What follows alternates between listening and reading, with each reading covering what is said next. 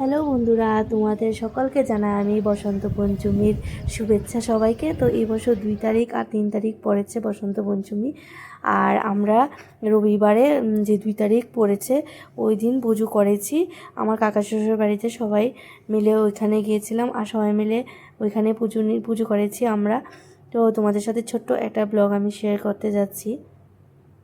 তো আমরা যেতে যেতে অনেকটাই লেট হয়ে গিয়েছিল ওই বাড়িতে, কারণ আমার মেয়ে একটু অসুস্থ থাকার কারণে আমরা একটু পরেই গিয়েছি। তো ওখানে যেতে যেতে সবাই সব কিছু করে নিয়েছিল। তো আমরা পূজা ঠাকুরমশাই আসার একটু আগেই ওই বাড়িতে গিয়েছিলাম। তো আমাদের ঠাকুরমশাই এসেছিলো প্রায় 2টা-3টার দিকে এসেছিলো।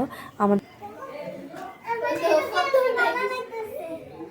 এখানে যাদেরকে দেখতে পাচ্ছেন সবাই আমার ননদ আর আমার সব দেওররা এখানে বসে আছে। তো এই যে ছোট মেয়েটা দেখছেন ও আমার ভাসুর মেয়ে। তো ও বাদে সবাই আমার এখানে ননদ আর আর উনি হচ্ছেন সবার ছোট কাকি শাশুড়ি মা আমার।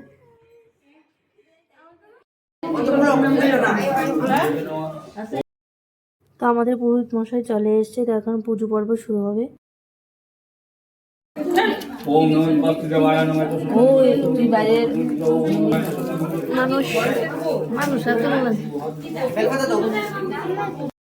আমরা ওখানে পুজো সেরে অন্য আরেক জায়গায় চলে এসেছি।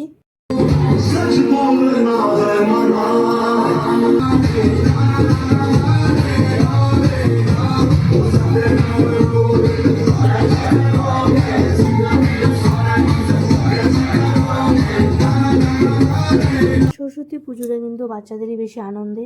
তো ওকে নিয়ে আমি ওই দিন পুরোটা দিনই ঘুরতে চেয়েছিলাম, সব জায়গাতে পুজো দেখাতে ইচ্ছে ছিল, কিন্তু ও একটু সুস্থ থাকার কারণে আমি সব জায়গায় যেতে পারিনি। আর ওকে অল্প একটু ঘুরিয়েছি। তো ওতেও খুব খুশি, একটু আনন্দ করেছে, বাচ্চা মানুষ তো তো নাচানাচি করছে। কিন্তু আমার মেয়েটা একটু অসুস্থ, সবাই একটু আশীর্বাদ করবেন আমার মেয়েটা যেন তাড়াতাড়ি সুস্থ হয়ে যায়।